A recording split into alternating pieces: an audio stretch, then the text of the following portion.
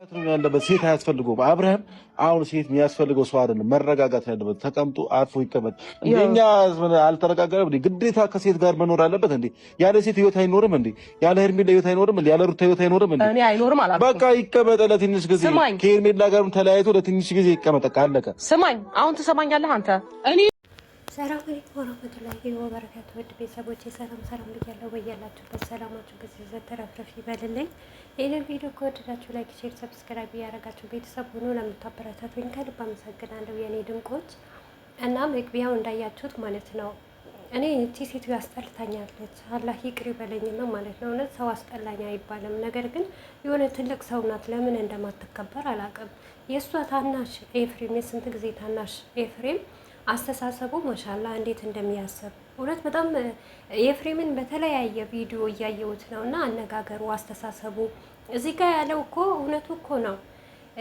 አንዳንድ ሰው የአብርሽና የሄርሜላ ግንኙነት ትክክል ግንኙነት ነው የምትሉት ለዚህ ነው ማለት ነው። ምክንያቱም መሆን የሌለበት ነገር ነው። ማንም የማያደርገው ነገር ነው ያደረገው አብርሽ ማለት ነው። እንዳያችሁ ትናንትና ቪዲዮ ሰርቷል። ቪዲዮ ሲሰራ ምንድን ነው ያለው? አንድ ሰው ቀለበት ከታሰረለት ቀለበት መታሰር ማለት ትርጉሙ ምን ማለት ነው? እኔ እንግዲህ ቀለበት ከታሰረ በኋላ መገባት ነው፣ ህይወትን መምራት ነው ማቀው። እነሱ ግን ቀለበት አስሮላታል። በቃ አሁን ማግባት የለበትም ብዙ የምትለው አሁን እንደዛ ነው።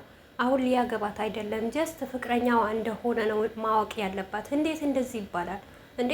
በተለይ ደግሞ እኔ ብዙ የገረምሽኝ ነገር ማለት ነው ኤፍሬም እንዳለውም አብርሽ ለ1 አመት ለ2 አመት ከሰው ጋር ርቆ ለልጁ ዋጋ ከፍሎ መኖር ምን አይነት ትርጉም የለውም? ትርጉም ያለው እኮ ነገም ለልጁም ለራሱም ጸጸት ውስጥ እንዳይገባ ይሄንን ነገር ማድረግ አለበት እንጂ ግዴታ ከሩታ ጋር ተጣልቶ ሮጦ ሂዶ ሌላ ሴት ጋር ሂዶ ያቺን ሴት ደግሞ ሳይወድ ሳያፈቅራት በቃ በልመናና በብር በተለያዩ ነገሮች ይሄንን ደግሞ አላቅም እንዳትይ ታውቂያለሽ። በተለይ ደግሞ ብዙዬ በጣም ነው የምታውቀው። ብዙዬ የዛኔ ከሩታ ጎን ስትሆን ለምን ነበረ አብርሽ ጥፋተኛ እንደሆነ ስህተት እንደሚሰራ እያወቀች ነበር አይደል ከሩታ ጎን የሆነችው።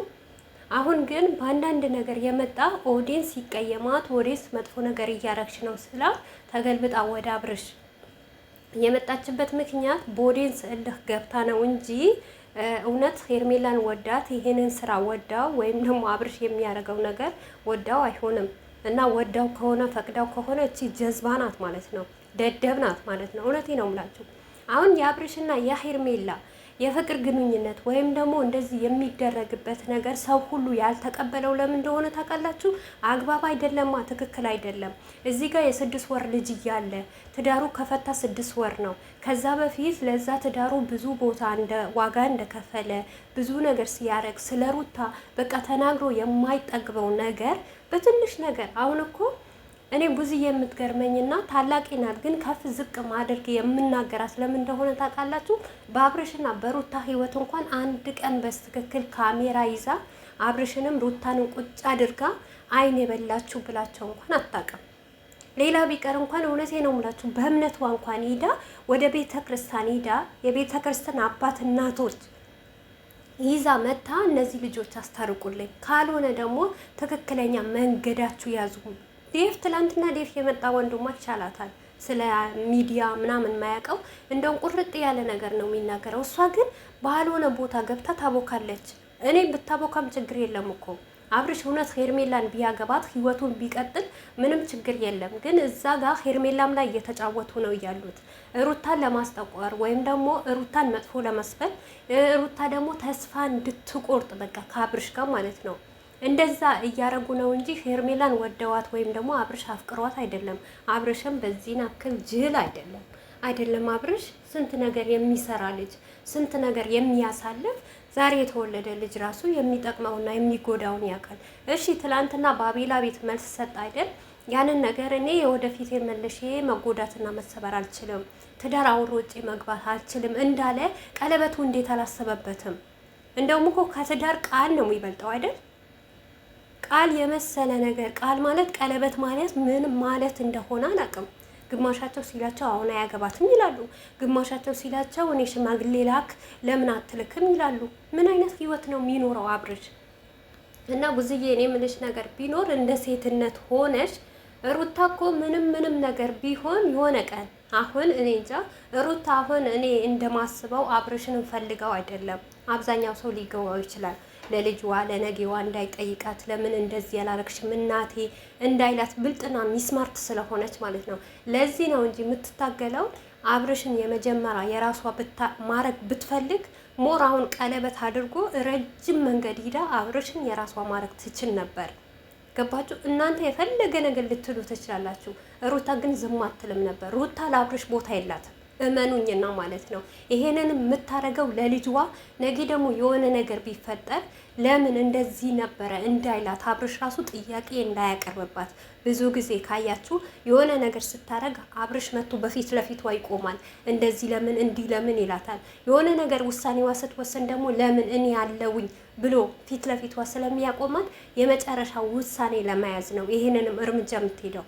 ሄርሜላም ጋር ሄዳ እሱም ጋር ሄዳ የተለያየ ነገሮች የምትጠቀመው ለራሷ በህይወቷ ካሁን ወዲህ ማንም እንዳይገባባት ነው።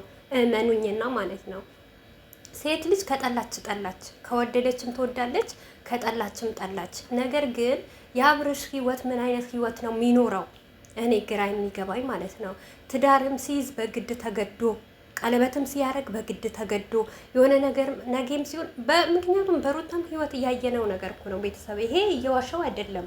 ሩታ ከመጀመሪያም ጀምሮ ስትመጣ ኦዲየንስ ጋጋታ ነበረ ያንን ነገር የተደረገው እስከዛሬም የደረሰውበት ማለት ነው። ግን ያንን ነገር እያየ አብርሽ በእንደዚህ አይነት ሁኔታ ይገባል አልልም። እና ብዙዬ ምን ልልሽ ፈልጌ ነው፣ አንቺ ትልቅ ሰው ነሽ። በቃ ከህይወታቸው ውጪ እውነት ሩታን ማትፈልጓት ከሆነ ስለ ሩታ መምጣችሁ ማውራት ማይጠበቅባችሁ እኛ እናውቃለን። ግን አንቺ ተከብረሽ ኦዲየንስ እንዳከበረሽም ወይም ደግሞ ለኦዲየንስ ወተሽ ከሩታ ጋር የሆነ ግብ ወይም እሷን ለመስበር ሳይሆን እኛ ነው እኮ ቪዲዮ የምንሰራብሽ፣ እኛን እኮ ነው ፈቶሽን የምንዘቀዝቀው እንጂ ሩታ ምንም ነገር ያለችሽ ነገር የለም። አንቺ በሩታ እልህ ተጋብተሽ ነው እንጂ እና ምንም አይነት ደስታም እንደሌለው ይሄንም ህይወት ይቀጥላል ብለሽ አምነሽበት ፈቅደሽበት አይደለም። ግን ሩታንም ሳትነኪ በስነ ስርዓት ወተሽ ለኦዲየንስ መልስ መስጠት። አንቺ እውነት ትልቅ ከሆንሽ እንደ ትልቅነት ካየሽ ለኦዲየንስም ለአብርሽም ለሩታም ወተሽ ተረጋጉ፣ ሰብራጉ፣ እኔ አስታርቃለሁ እንደሚሆን አረጋለሁ ማለት ስትቺ ከኦዲየንስ ጋር ከሩታ እህቶች ጋር እልህ ተጋብተሽ ወንድምሽን ያልሆነ ቦታ ነው የምትጥዩ። እና ኤፍሬም ይሄንን ነገር ቢመክረው ለነገ ለሱ እኮ ነው። ነገም እኮ ልጁ አድጎ እኮ አባቴ ለምን እንደዚህ ያረክ ለምን እንዲሆንክ እኮ ማለት እኮ አይቀርም። አዎ እውነቱ ነው። ትናንትና እየተናገረ ነበረ ኤፍሬም ለልጁ ዋጋ ይክፈል፣ በቃ ከሴት ጋር ይራቅ እና በ6 ወር ያን የመሰለ ወርቅ የመሰለ ፍቅር ያስተማረበት ስንት ነገር ያየበትን ትዳር በትኖ በ6 ወር ውስጥ ገና አዲስ ህይወት ያቺ ሴት እንደዛ ብታረገውስ ብለሽ አላሰብሽም? ብቻ እሱ እልህ ተጋብቶ ኤፍሬም እኮ ትናንትና ጨርሶ ነግሮሻል፣ የሚገባሽ ከሆነ ማለት ነው። እዛ ጋር እነ ዳኒ የሆነ ነገር ስላረጉት የሆነ ስለበደሉ ስላስከፉት እልህ ተጋብቶ ነው እንጂ ሄርሜላና አብርሽ ተመካክረው ነው እንጂ እውነት ይሄን ትክክለኛ ቀለበት ነው ብዬ መቼም አላምንም። ደግሞ ትክክለኛም ቀለበት አይደለም፣ ማንም የማያረገው ነገር ነው እናንተ የምታረጉት ያላችሁት ማለት ነው እንጂ በሀገራችን እንደዚህ አይነት እኛ አይተንም ሰምተንም አናውቅም። እኛም ደግሞ አንዳንዴ የምንናገረው የምናወራው የምንሰድባችሁ በቃ በሀገራችን የሌለ ነገር አታስተምሩ፣ ትውልድን አታባላሹ። ይሄ ነው እንጂ ከእናንተ ጋር ማንም ያበደ የለም። ነገ የሚወለዱ ልጆች ምንድን ነው የሚማሩት ከእናንተ? ትልቁም ትንሹም እየዋሻችሁ ነገሩን እያመጣችሁ ለምን ታቀባበላላችሁ ብለን ነው እንጂ ከእናንተ ጅላጅል አይደለንም እኮ። እኛ አንድ ቪዲዮ በሰራን እንጠቀማለን እንጂ አንጎዳም እኮ። ግን ይህንን እናንተ እንዴት አታስቡም? እቺ ብዙዬማ ጭራሽ ብሶባታል። ከምሬ ነው ብላችሁ እየባሰባት ውላ እያደረች የሆነ ትሻሻላለች ብዬ ስጠብቃት እየባሰባት ነገ ወንድምሽ በዚህ ባልሆነ በሆነ ህይወት ገብቶ ይሄ ያልሆነ የሆነ ህይወትን ራሱን እስኪያጠፋ ወይም ደግሞ ራሱን እስከሚበድል ቢሆንስ? ሩታ እኮ ትሄዳለች እኮ ወንድ ቤት ወንድ ይመጣል እኮ። ግን የወንድምሽን ህይወት ዓለም ዘላለሙ እንደዚህ ሴት እየቀያየረ ይኖራል ብለሽ ታስቢያለሽ? ሴት እየቀያየረ እያገሹ ትኖሪያለሽ? እኔ እንጃ እንዴት ሀሳብሽ እንዴት ሊገባኝም አልቻለም ማለት ነው።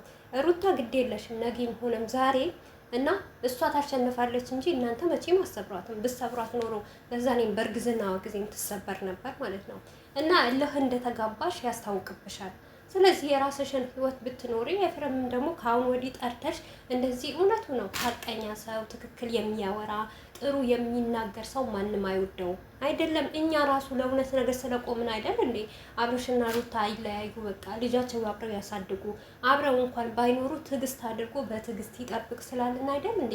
እኛንም ወጣችሁ የምትይዙን፣ እኛንም እየወጣችሁ እዚህ ዝሙትን ካላስፋፋችሁ ብላችሁ ብዙዋችሁ የምትሳደቡ